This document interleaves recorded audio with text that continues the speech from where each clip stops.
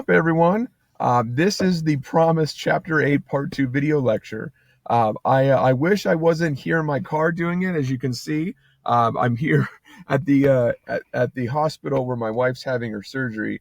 Unfortunately, I thought they were going to have a room that I could go and video record in, but unfortunately, as many teachers often have to do, we have to improvise last minute. So I'm now here in my car just chilling, probably other people wondering around me, like, why is this guy talking at a computer in his car? So we'll see how this goes, or if I'm stopped by a police officer for being very creepy. So I at least wanted to give you a couple updates before we get started. Okay. Number one, hopefully you saw my announcement that I posted yesterday. I made a couple changes to the assignment, that is the film analysis of the Big Sick. Because I made those changes, I'm pushing back the due date from this Sunday, the 28th, to next Sunday, November 4th. Okay, so please take note of that and go read the announcement if you missed it. The due date will now be Sunday, November 4th. Okay, so that's the main change to take note of. And the second part is, as I mentioned in class, please just make sure to, after you watch this video, the discussion question will be posted, and that way you can answer that. As I'll explain on the DQ, it just needs to be 50 words, and that is it. Okay, so 50-word response, get it into me by midnight tonight, then you're good. Alrighty, so let's jump right into chapter 8. And we're going to focus just on Knapp and Evangelisti's stages of relational development. So there's other parts in chapter 8. I just want to focus on this, in part because that's what your assignment, or a big chunk of your assignment that's due next week, is about. Okay, so let's jump right in. For chapter 8, one of the key things that's discussed, and kind of one of the overall themes, is how relationships affect our identity. And what I wanted to really focus on is a study that I found really interesting. That is, after people break up, in the study, the researchers found amongst those who had just broken up that they used fewer unique words to describe themselves when writing a short self-description. And the more people felt themselves grow during a relationship, the more they had a corresponding blow to their self-image after the breakup. Okay, so essentially what this study is saying is, when people break up, they aren't able to explain themselves in as much depth, and they feel a huge blow to their self-esteem. And this is true regardless of, I shouldn't say regardless, but it is true to varying degrees, whether they themselves broke up with their partner or their partner broke up with them.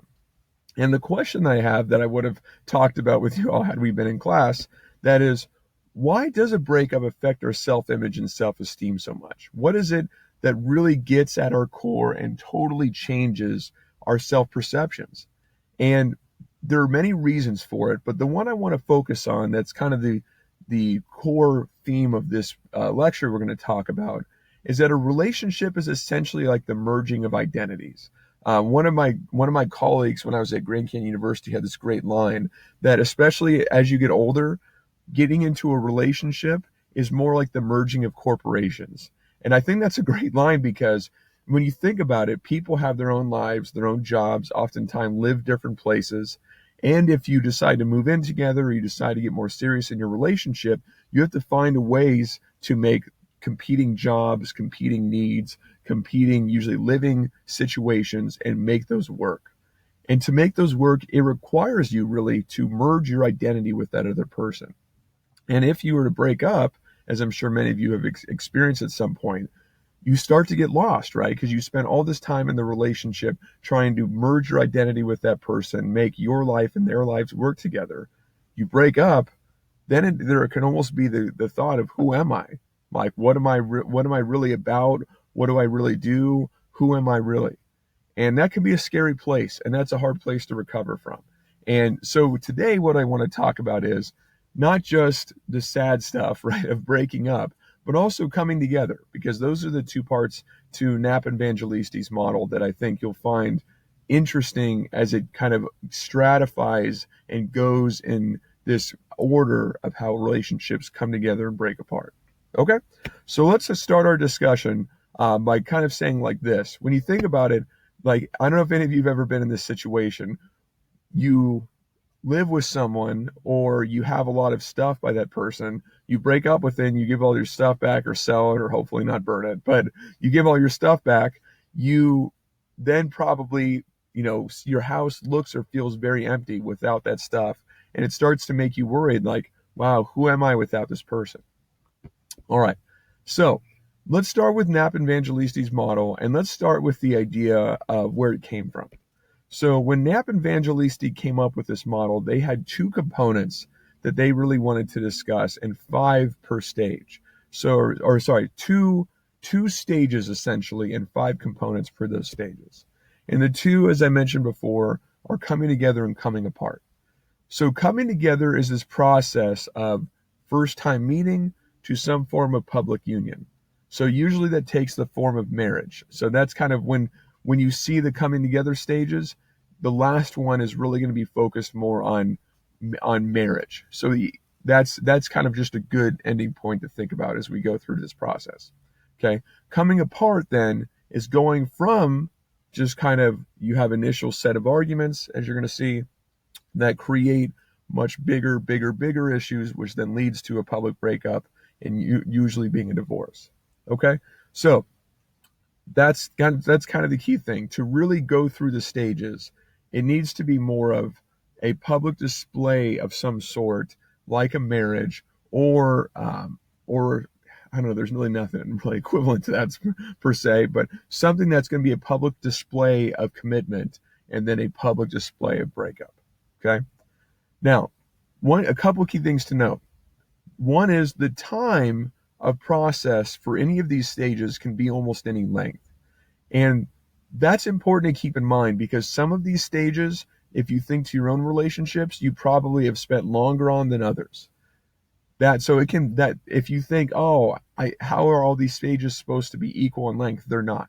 They are going to be different depending on the relationship, depending on how it progresses or falls apart. Okay. The one thing that is important to note is these steps do happen in order.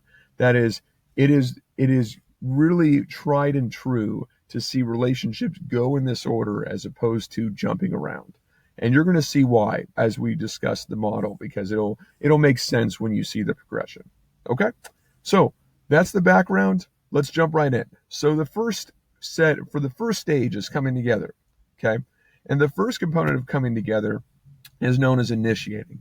So no shock here. This is usually the very beginning conversation of the relationship. This is where you have your first interactions. Okay. Now, oftentimes these first interactions aren't always an indication that the relationship will develop into something much more commitment based and public displays of affection. Sometimes this could just be, hey, you meet this person, you get to know a little bit about them, and then after you hold many conversations, then you start to really feel, oh, I want to date this person or go out with this person. So I'm going to give you some cheesy examples. I should have done the one that we talked about from last class that were pretty good about some of the lines. But what's up? Hey, nice to meet you. I saw your profile on Tinder.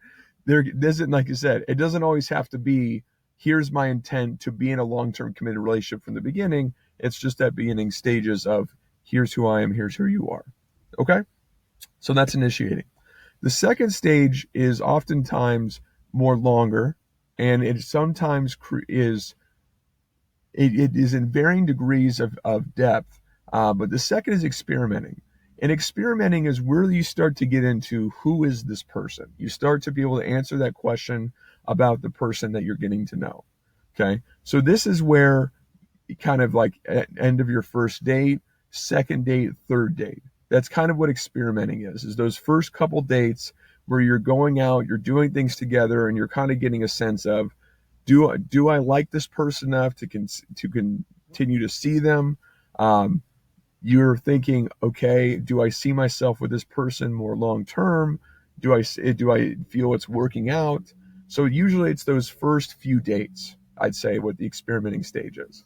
Okay. And that doesn't necessarily mean, right, that it's like date Friday, date Sunday, date Wednesday. It doesn't always have to be that fast. It can sometimes be date, few weeks, seeing like if you text or call, maybe develop kind of some type of of shared bond and then decide to go on future dates. And it could just be like sometimes, right, the dates aren't like traditional go to a dinner, go to a movie. Sometimes it can just be hanging out for like 8 to 10 hours.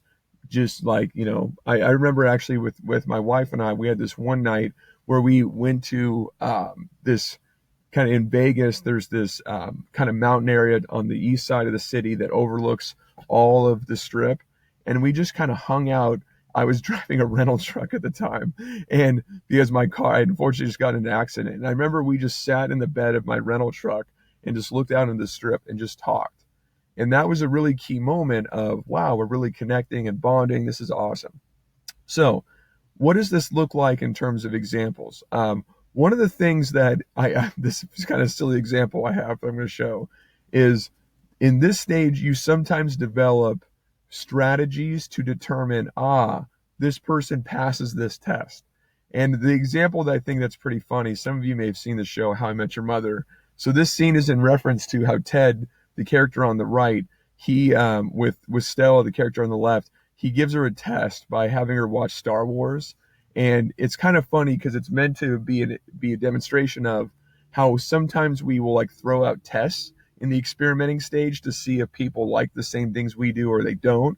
And so you can say, like in this, it's had she not liked Star Wars, he would have been like, oh, we're done. And so rarely is it that kind of, black and white, but there can be little tests we throw out in the early stages to see how people react, and therefore can we determine if there's going to be future compatibility.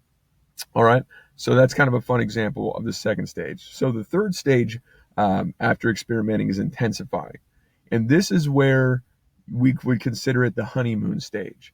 That is, you're spending a lot of time together, you're going on trips, you're going to maybe, to concerts or movies a lot, you're going and maybe hanging out with friends of your partner that you're getting to know or the person you're dating. So you're doing a lot of things together. The frequency in which you meet probably is much quicker. So maybe in the experimenting stage, there may be a few day period where you're not talking or seeing each other as much. Intensifying, it's okay, we have common bonds shared, we have a real connection, and therefore we're going to really consistently see each other, hang out, that type of stuff. Okay. Now, in this stage, this is interesting. According to most research on this model, this is where if there is a future breakup, then this is where kind of the first signs of boredom or routine form. And also, if in terms of breakups in this kind of coming together stage, this is where most relationships stop. And here's why. As you might guess from the word intensifying, this is where you get to find out kind of deeper truths about that person. So in the intensifying stage, you're really looking at and finding out a lot more about who this person is, what they've done in the past, and you have more of a mutual dependency on them. Okay, not quite as much as we're going to talk about in 4 and 5, but there is still this sense of, hey, you may be the one who gives me a ride a lot. You may be the one who I clear out my weekends to hang out with. So if there's not that mutual kind of respect or that mutual clearing of schedules or that mutual kind of commitment to hanging out, this is where you can start to see relationships stop. Okay, so the intensifying stage is the honeymoon stage where people really kind of at least either avoid or able to deal with conflict well because they have best way to put this is like they have like goo eyes for that person where they're looking over flaws and they're wanting to spend more time with that person, or they find out a lot of who this person is and like, whoa, I can't do this, I'm out. So that's the intensifying stage. And this is, I find this kind of funny. But the example that I have to demonstrate what the intensifying stage looks like is the movie La La Land. And this scene in particular is I chose it is because usually this is where when you do like those of you who've been in long-term relationships can relate to this. There's probably points you look back relatively early on in your relationship where you do really random but awesome things together. And this is kind of meant to be a metaphor of they have this perfect night where they're dancing and they're hanging out in this beautiful observatory, and it's kind of this perfect night. And that perfect night, somewhat early on, is a key component, the intensifying stage. Because if you share that perfect night and you both know it's awesome, it allows you then much easier to reach the fourth stage, which is integrating. So this is where you are becoming a real couple. That is, your friends start to define you a bit by your partner and the fact that you're in a relationship. This is where, and I'm very guilty of this, and I'm sure those of you, who are in long-term relationships can relate to this. This is where you have your nicknames, that kind of like the couple language that you have, that starts coming together. And then you start to have these real couple activities. That is things you're known for by your friends, or things that you do together to reinforce the bond in your relationship. And this is also, of course, as you become a couple, right? And this is where moving in together, depending on your belief system, becomes a real possibility. So this usually there's no real set time when integrating can happen, because, right, we've seen many people get married within like just a couple months of meeting each other. But this is usually in kind of like the 6 month to 2 year mark. I'd say this is where you really have those nicknames, you have that shared commitment, you're defined in large part by your relationship. So this starts to happen in that 6 month to 2 year range, maybe even a little, maybe obviously sooner depending on who you are. But for most people, especially at the age of most everyone in this class, you're probably looking at around that 4 to 6 month to 18 to 24 month range. Okay. So the integrating phase this is kind of the funny part that you may get really annoyed by on social media. This is where people who are in these relationships start to post a lot of pictures of themselves, like on Instagram, Facebook, or Snapchat, or Twitter. They start to really like talk about be really open about this person and what they mean to them. And so this is for those of you who are single or have recently been single, and you get kind of annoyed at your friends posting stuff with their boyfriend or girlfriend all the time. This is kind of this is the point in which they do that. It's that real it's that real stage of merging of identities, I guess the best way I could put it. So that's what the integrating stage is all about. Merging of identities, and you're making that very public through social media accounts. All right, the last one. Won't need to talk about this one a lot because it's essentially the marriage step. So bonding is where you have this public capstone, or this public display of commitment that solidifies that this will hopefully be a long-term relationship. Okay? So there's really, again, no set time in which marriage happens in a relationship. It can depend on a lot of factors, how old the two individuals are. Usually people will get married quicker the older they are, though that's not always the case, but that kind of sociological trends tend to support that notion. But usually this will take at least a couple years for most people who will date before they do some type of marriage proposal. Okay? So yay, that's the happy side. That's coming together. Relationships are happy. Things are going great. Unfortunately, as life has taught many of us, it is not always the relationship will reach marriage. And if so, that doesn't mean it will stay that way. So let's talk about the coming apart phases. Now, coming apart starts not really usually with anything dramatic. It starts kind of just with this very subtle, you start to separate yourself from that other person. So in the differentiating stage, this is where you feel a sense of maybe frustration. You feel a sense of, I don't really feel as connected to this person. And so you start using the words you and your more than we or us. Okay. Oh, there's my first person doctor walking by staring at me. There we go. Hey, I made it through most of the lecture without this happening. But so you use you and your more so than we. And this could be for many reasons. This could be one, that you start to get a little frustrated with your partner, maybe that they're not including you in as much stuff, or you feel like that just their personality is starting to irk you a bit. This could be because you get a little bored and restless in your relationship, and you feel a bit confined by being in that relationship with this person. Maybe it could just be that you jumped forward too much in the relationship. You got married, or kind of or developed that strong connection and moved in too soon, and you're starting to question your decision, right? These are all kind of basic differentiating steps, that this is the very early phase. And so one I think picture here demonstrates this really well. That is you start to go on social media a lot, and you start to see your friends who are single going out and doing stuff together and having fun, and you start to think, oh man, I'm kind of jealous. I stayed in tonight, hung out with my boyfriend or girlfriend, or I guess in this case, say my wife or husband, and I kind of wish I was out hanging out with my friends. And so it's just that beginning stage of, oh, man, I kind of miss doing those things as being single. Okay. So after you reach that beginning stage, you start to separate yourself. That kind of leads to the circumscribing stage, where this is, now that you've separated your identity a little bit, you're now starting to talk less and have less relational development. So this is where you might come home and maybe instead of telling your wife or husband all about your day, you might start to say, yeah, everything was fine. And you're not willing to self-disclose quite as much. This is also the stage where instead of like, oh, you forgot to take out the trash, it's all good, just please make sure to do it.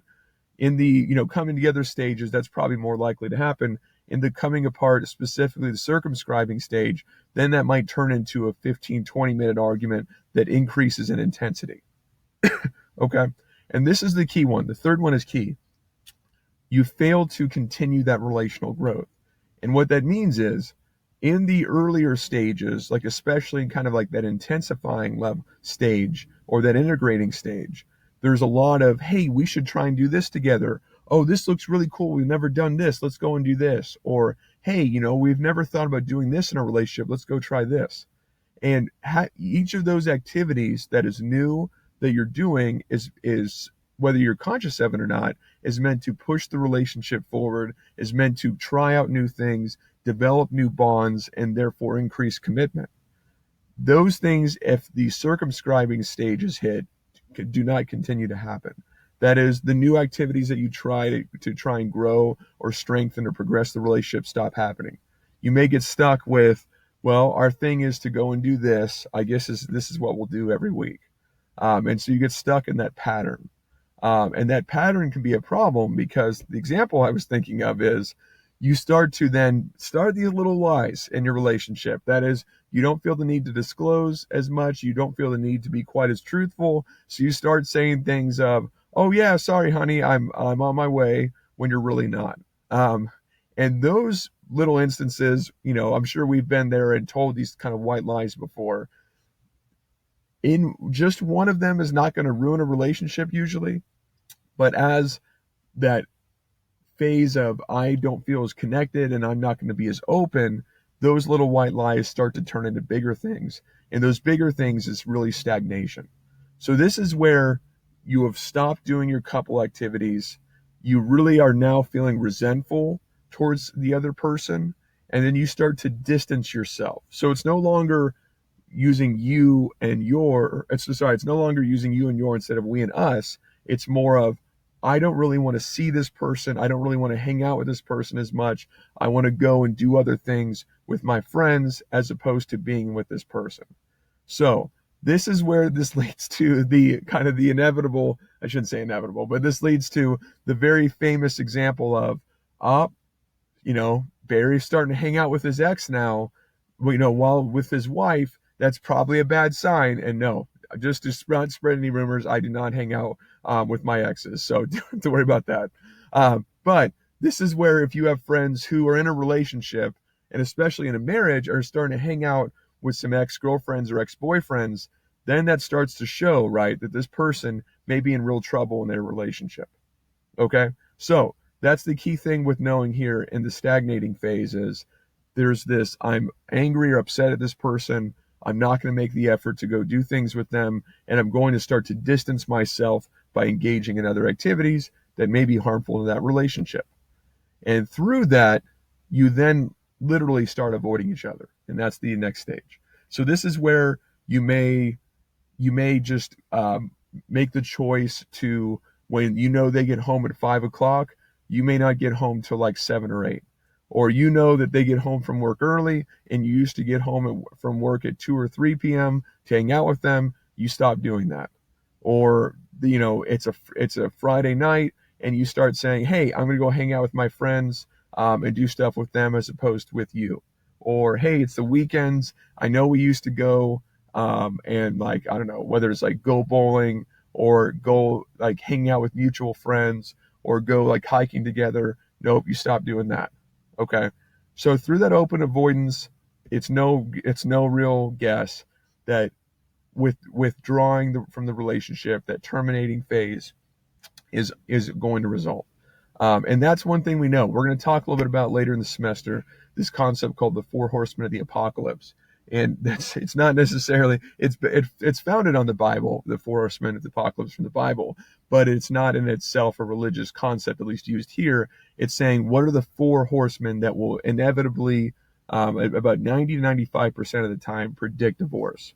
And the one that's the key predictor in divorce is withdrawal, and known as what's called stonewalling, where you don't want to talk to this person when you, instead of like engaging in conflict to solve problems and strengthen your relationship, you engage in conflict to show how much you do not like this person and the aversion you have for them. And that will almost always lead to divorce. Okay? So that is the five coming apart stages. So please remember the five coming together stages are key in kind of going from first conversations to marriage. Then this is kind of, starting to distance yourself to divorce. All right. So what I'm going to do is, instead of kind of presenting you with a question here at the end, I thought it would be easier to just post it on the discussion forum itself. So after you watch this video, please make sure to then answer the question that I have on the discussion forum. Alrighty. Thank you, everyone. I appreciate you being present virtually for this lecture while I give it in the car. No one has stopped me. Just one person's giving me a weird look. So I call this a success. Alrighty. Thank you, everyone. I will see you next week.